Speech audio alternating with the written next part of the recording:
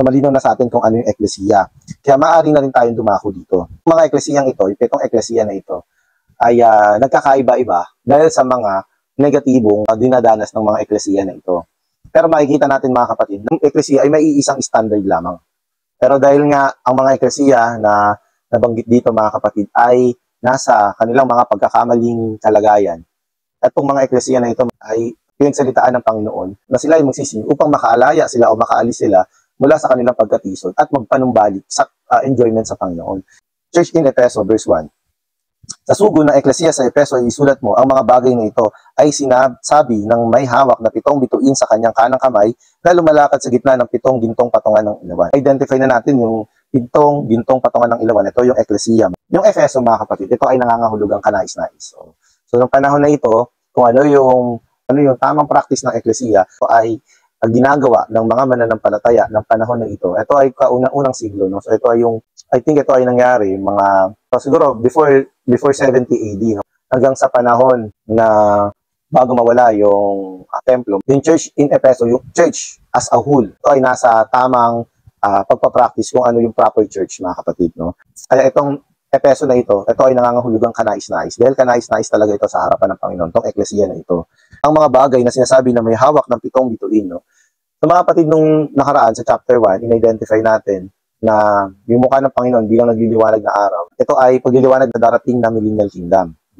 Pero yung panahon ng eklesiya, ito ay panahon kung saan ito yung kadiliman pa. Ito ay gabi, panahon ng gabi. Yung panahon kasi ng pagliliwanag ng araw, ito ay panahon pa ng 1,000 taong kaharian.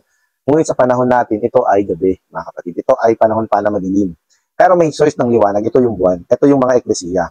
Yung Panginoong Yesus bilang ang source ng liwanag, tinatanggap ito ng buwan.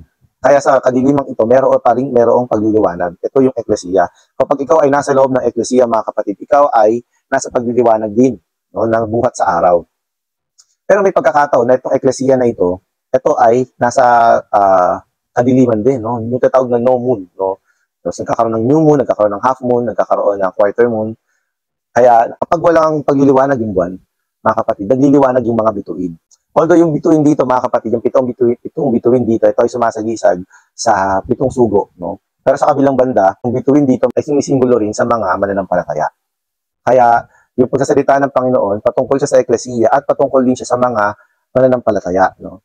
Especially sa Pergamo at sa Thyatira, ang Panginoon nagsasalita sa mga mananampalatayang nananatili sa Panginoon, sa mga eklesiya na ito. Siya ay nagsasalita sa mga yon. Tayo mga kapatid, bilang ang mga bituin sa eklesiya, kailangan nating panatilihin yung pagliliwanag na ito. Although ito ay pagsasalita sa mga eklesiya, sa mga henerasyon noon, ito pa rin ay same na pagsasalita sa atin.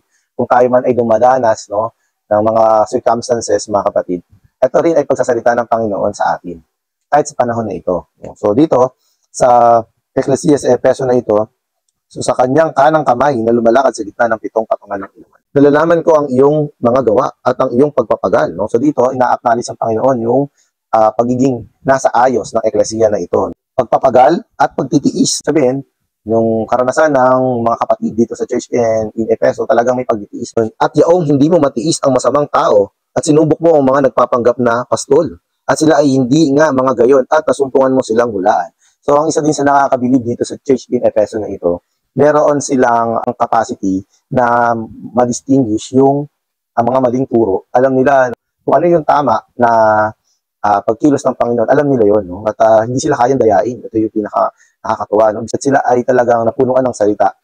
Hindi sila kayang i-penetrate ni Satanas pagka sila ay planong dayain ng away. No? Ayun, ganoon katibay yung eklesiyang ito. So verse 3, at may pagtitiis ka at nagbata ka dahil sa aking pangalan at hindi ka napagod. No? Meron silang buhay na pananampalataya sa Panginoon. Kahit gaano na yung kanilang pagtitiis, mga kapatid, no, sila ay nagpapatuloy pa rin sa Panginoon. Sabi, hindi sila napapagod, di ba? Hindi ka napagod dahil sa aking pangalan. No? So yung sabihin, pinapahalagahan nila yung Panginoon ng panahon na ito. So dito na, mga kapatid, yung negatibong pagsasalita ng Panginoon dito sa church in Efeso na ito.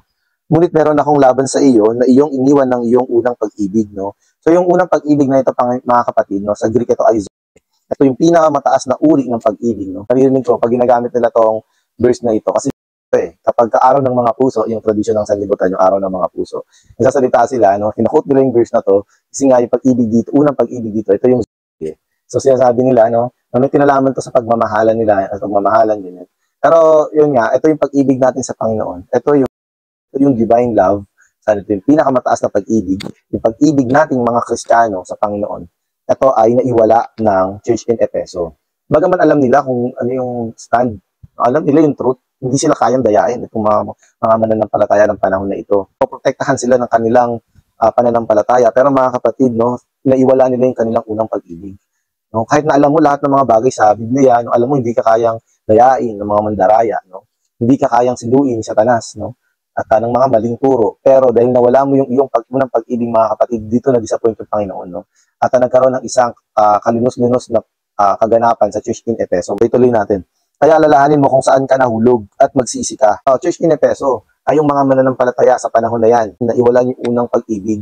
Although alam niyo, equip kayo ng mga bagay patungkol sa Panginoon, no? So, tungkol sa Biblia, hindi kayo kayang dayain, pero magsisi ka kasi naiwawala mo yung unang pag-ibig. Yan ang pinaka-importante, yung pag-ibig mo sa Diyos. No? Kaya alalahanin mo kung saan ka nahulog at magsisi ka. Yung magsisi dito, mga kapatid, dito yung ibaling luli, yung kanilang kaisipan pabalik sa Diyos. Yun yung pagsisisi iyo. At gawin mo ang unang gawa. At kung hindi ay papariyan ako sa iyo at aalisin ko yung patungan ng ilawan sa kinalalagyan nito, malibang magsisi ka. Ang maging masamang balita dito, no? At tuluyang naiwala ng Church in Efeso yung kanilang pag-ibig at bandang huli nawala nga yung Ecclesia na dito sa panahon na ito, nawala yung Church in Efeso na to at persecute talaga sila ng Roman Empire, no? Matindi yung persecution sa kanila. Kaya anong nangyari, nag-migrate yung mga Kristiyano dito, pinakasan nila yung persecution. At ang nangyari, mga kapatid, nawala ng tuluyan yung Ecclesia. Kaya dito sinabi ng Panginoon, papariyan ako at aalisin ko ang iyong patungan ng ilawan, mga kapatid. So totally ng panahon na ito, nawala yung Ecclesia, no, sa kinalalagyan nito. Pero yun nga, nagkaroon ng mga bituin, no? Sila yung natili pa rin nananampalataya sa Panginoon. Sila lamang ay kumalat dahil ito sa persecution ng Roman Empire, mga kapatid. At later on, noong 70 AD, sa panahon ni Titus, atake niya na yung temple hanggang sa dumating din yung panahon na nawala na rin Israel.